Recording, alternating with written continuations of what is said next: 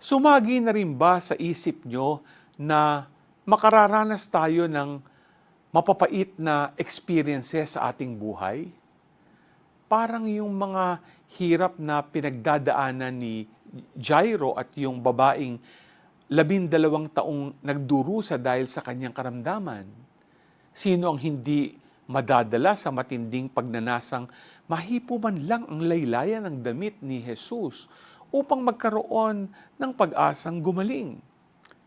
Mga ka-G, sa mga panahon na nakararamdam tayo ng duda, takot at pag-aalala, pinapaalala sa atin na mas magkaroon tayo ng tiwala, pananalig at pag-asa sa Diyos. Ang ating tiwala sa Kanya ay masusubok, subalit kung kakapit tayo at lalapit sa Kanya, lalo na sa oras ng paghihirap, hindi tayo pababayaan ng Diyos. Kaya ng Diyos gawin ang lahat ng bagay, pati ang mga kagalingan para sa taong nananampalataya.